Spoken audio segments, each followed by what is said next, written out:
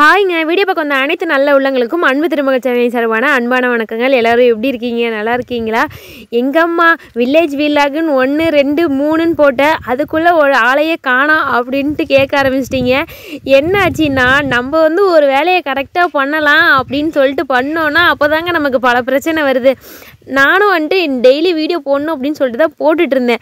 ஆனால் என்னாச்சுன்னா நம்ம வில்லேஜ் வீலாக் 1ன்னு ஒன்று போட்டோம் பார்த்தீங்களா, அதில் ஒரு சின்ன மிஸ்டேக் பண்ணிட்டேன்.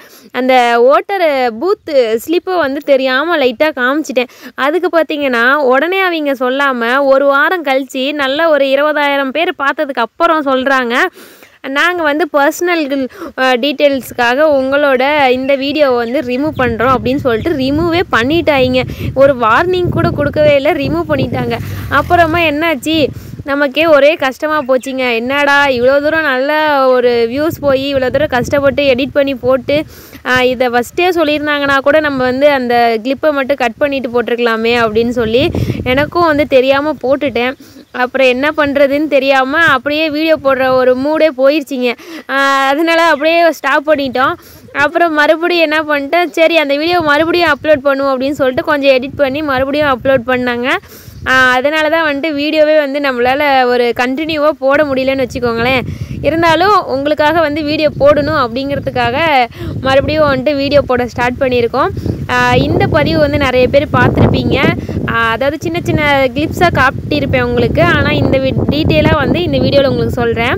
நம்மளோட நெல் நட்டுருந்தோம் இல்லைங்களா, அந்த நாற்றங்கால் இருக்குது இல்லைங்களா, அந்த நாற்றங்கால் சும்மா தான் இருந்ததுன்னு சொல்லி நான் என்ன பண்ணேன், எல்லாம் பில்லெல்லாம் வெட்டிட்டு, நம்ம பழைய வீடியோஸ்லாம் பார்த்துருந்தீங்கன்னா தெரியும், நான் இந்த புளிச்சக்கீரை இருக்கு இல்லைங்களா, அதை நல்லா காய வச்சு அந்த செடியை நல்லா காய வச்சு அதிலேருந்து விதையெல்லாம் தட்டி வச்சுருந்தேன். ஒரு டப்பா நிறைய வச்சுருந்தேன். சரி அதை தெளித்து விடலாமே அப்படின்னு சொல்லிட்டு நல்ல நாற்றங்காலை க்ளீன் பண்ணி தெளித்து விட்டேன். ஏன்னா நெல் விளைஞ்சி வர வரைக்கும் சும்மா தான் இருக்கும் அந்த நாற்றங்கால் ஓட்டி நட்டுருவாங்க. ஆனால் நாங்கள் நடுவில் சரி அது அப்படியே இருக்கட்டும், அடுத்த டைம் தண்ணி இருந்துச்சுன்னா சீக்கிரமாக நம்ம நாற்று விட்டுக்கலாம் அப்படின்னு சொல்லிட்டு அப்படியே விட்டுட்டோம். அதனால் என்ன பண்ணேன், சரி இதில் ஏதாவது பண்ணி ஆகணும் அப்படின்னு சொல்லிட்டு அந்த புளிச்சக்கீரை விதையை கொண்டு நல்லா தெளித்து விட்டு அப்படியே நெல்லங்காட்டிலேருந்து தண்ணியை எடுத்து விட்டுருந்தாங்க. அதுவும் பார்த்திங்கன்னா கரெக்டாக 4ஆம் தேதி விதைச்சேங்க. மார்ச் 4 விதைச்சேன். 11லலாம் பார்த்திங்கன்னா நல்லா நமக்கு கிட்டத்தட்ட ஒரு 7 நாள்லலாம் பார்த்திங்கன்னா நல்லா முளைப்பு வந்துருச்சு. புளிச்சக்கீரை பொறுத்த வரைக்கும் ரொம்ப சீக்கிரமாக முளைச்சி வந்துடுங்க. நீங்கள் உங்கள் வீட்டில் கூட ஒரு சின்ன பேக்கில் கூட க்ரோ பேக்கில் ஈஸியாக வளர்க்கலாம். புளிச்சக்கீரை நல்ல குட்டி குட்டியாக வளர்ந்து வர ஆரம்பிச்சிருச்சு. அது கூடயே பில்லும் பார்த்திங்கன்னா நல்லா வளர ஆரம்பிச்சிருச்சு. அந்த வெடிப்பு இருந்தது இல்லைங்களா நாற்றங்காலில், அந்த வெடிப்புக்குள்ளே போய் நல்லா உளுந்து நல்லா வளர்ந்து வர ஆரம்பிச்சிருச்சு. கொஞ்சம் தூரமாக தான் முளைச்சிருக்கு. ஏன்னா இது நம்ம கடையில் வாங்கின விதை இல்லை, நம்மளே தயார் பண்ணின விதை தான். பழைய நாட்டு செடியிலேருந்து போட்ட விதை தான். புளிச்சக்கீரையிலேயே நிறைய வகை இருக்குதுங்க. ஹைப்ரிட் புளிச்சக்கீரைலாம் இருக்குது. அதெல்லாம் பார்த்திங்கன்னா இலை நல்லா பெருசு பெருசாக இருக்கும். இது பார்த்திங்கன்னா நாட்டு ரகம் புளிச்சக்கீரை தான். நல்ல பச்சை கலர் தான். புளிச்சக்கீரையில் சிகப்பு கலரில் கூட இருக்கும். இது சுத்தமான பச்சை கலர் தான், நாட்டு ரகம் தான். ஒரு 4ஆம் தேதி விதைச்சோங்களா, 19ஆம் தேதியெலாம் பார்த்திங்கன்னா பில்லு வெட்ட ஆரம்பிச்சிட்டோம். ஏன்னா பில்லு வெட்டி தண்ணி விட்டால் அப்படின்னா இன்னும் கொஞ்சம் நல்லா வளரும் அப்படின்னு சொல்லிட்டு. ஆனால் இதுக்குள்ளே வெட்டங்குள்ளே போதும் ஆச்சுங்க. ரொம்ப குட்டி குட்டியாக இருக்கா செடி, கேப்பும் கம்மியாக தான் இருக்குமா. அதனால் பார்த்து கொஞ்சம் பொறுமையாக தான் வெட்டணும். நிறைய பேர் நான் வேகமாக வெட்டுறதை பார்த்துட்டு இவ்வளோ வேகமாக வேலை செய்யாமா அப்படின்னு கேட்குறீங்க. இல்லைங்க, வீடியோ லென்த்தாக போகுமே அப்படிங்கிறதுக்காக வீடியோ கொஞ்சம் ஃபாஸ்ட்டாக ஓட்டி விட்ருக்கேன். வெட்டினதுக்கப்புறம் வயலை பார்த்தா ரொம்ப அழகாக இருந்துச்சுங்க. அதுவும் ஈவினிங் டைம் பார்க்கும்போது அப்படியே ஒரு 5-6 இலை வந்திருந்தது. செடியை பார்க்கவே அவ்வளோ அழகாக இருந்தது. இந்த பில்லெல்லாம் காஞ்சதுக்கப்புறம் தண்ணி விட்டோம் அப்படின்னா செடி நல்லா குப்புன்னு மேலே வந்துடும் அப்படின்னு சொல்லிட்டு ஒரு 2 நாள் அப்படியே நல்லா வாடை போட்டுட்டோம். ரொம்ப வாடை போட்டு தாங்க தண்ணி விடணும். இல்லைன்னு அப்படின்னா ரொம்ப கொடுன்னு கோலாக வந்துடும், இலைகள் அதிகமாக வராது. அதுக்கப்புறம் நல்லா பில்லுலாம் காஞ்சதுக்கப்புறம் மறுபடியும் தண்ணி விட்டோம். தண்ணின்னு பார்த்தீங்கன்னா இதுக்குன்னு தனியாலாம் விடலை, நான் நெல்லங்காட்டுக்கு விடுவோம் இல்லைங்களா, அதை அப்படியே இதுக்கு திருப்பி விட்ருவோம். ஒரு 4 மார்ச்சில் இது பண்ணோங்களா, 4 ஏப்ரலில் பார்த்தீங்கன்னா இந்த மாதிரி இந்த அளவுக்கு வளர்ந்துருக்கு. கிட்டத்தட்ட 1 மாதம். இது எப்போ அறுவடை பண்ணலாம் அப்படின்னா 45 நாளுக்கு அப்புறம் நம்ம அறுவடை பண்ணலாம். 30 நாள்லலாம் இந்த ஸ்டேஜில் இருக்கும்னு வச்சுக்கோங்களேன். இதுக்கப்புறம் தான் நல்லா வளர ஆரம்பிக்கும். நாங்கள் இதுக்கு எந்த ஒரு உரமும் போடல, எந்த மருந்துமே அடிக்கலை, இயற்கையாக தானாக வந்தது தான். கடைசியாக பார்த்தீங்கன்னா ஒரு 45 நாள்லலாம் பார்த்தீங்கன்னா இந்த அளவுக்கு நல்லா பச்சை பசேர்னு நல்லா மூடிடுச்சு. வந்து பார்க்கவே ரொம்ப அழகாக இருந்தது. 19 ஏப்ரல், அதாவது 4 மார்ச்சில் வந்து நம்ம போட்டோம். 19 ஏப்ரலில் வந்துட்டு நம்ம அறுவடை பண்ண போகிறோம். நல்ல இலை வந்து அடியிலருந்தே வந்து வந்திருந்ததுங்க.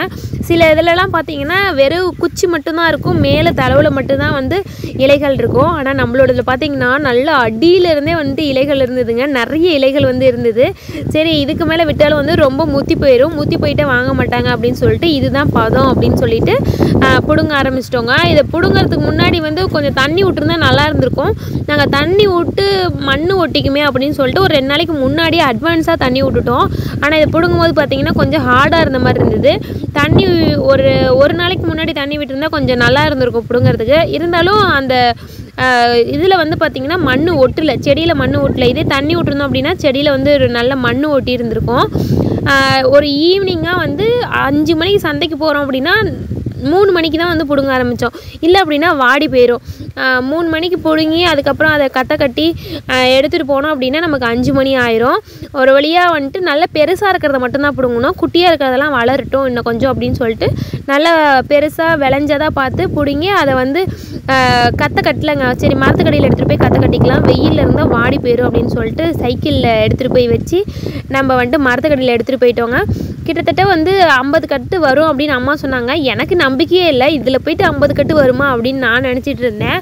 அதுக்கப்புறம் எடுத்துகிட்டு போய் நல்லா கொஞ்சம் தண்ணி தெளித்து வச்சுட்டோங்க. இல்லை அப்படின்னா வாடிடுச்சு அப்படின்னு நல்லா ரொம்ப துவண்டு போன மாதிரி ஆயிடுச்சு.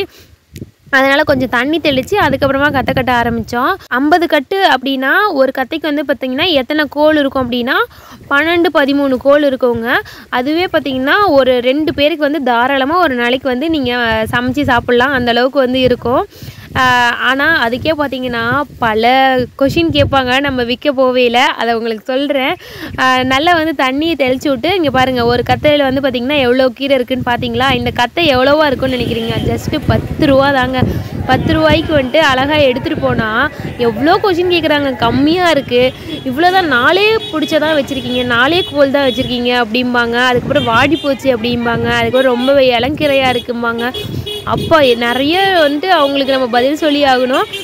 அதுக்கப்புறம் ஒரு வழியாக என்னாச்சுன்னா உடனே விற்றுருச்சிங்க. அவ்வளோ பெருசாக வந்துட்டு வச்சுட்டுல உட்காந்துருக்குல, போய் ஒரு 10 நிமிஷத்துலேயே வந்துட்டு எல்லாமே விற்றுருச்சு. ஏன்னா புளிச்சக்கீரை வந்து நிறைய பேருக்கு பிடிக்கும். உங்களுக்கும் புளிச்சக்கீரை பிடிக்கும் அப்படின்னா கீழே கமெண்ட் பண்ணுங்கள். அதுக்கப்புறம் என்னாச்சு, இப்போ 50 கட்டுக்கும் நமக்கு எவ்வளோ கிடச்சிது?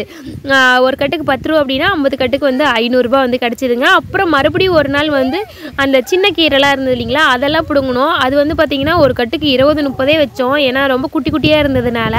அதுலேயும் பார்த்திங்கன்னா ஒரு 20 கட்டு வந்து கிடச்சிது. அதில் ஒரு 50, இதில் ஒரு 20, மொத்தம் 70 கட்டுங்க. ஒரு 700 ரூபாய்க்கு வந்து நாங்கள் கொடுத்து. ஸோ நாத்தங்காலில் விட்ட புளிச்சக்கீரை 45 நாளில் நமக்கு 700 ரூபா கிடச்சிருக்குங்க. வீடியோ பிடிச்சிருந்தா மறக்காமல் லைக் பண்ணி கமெண்ட் பண்ணுங்க.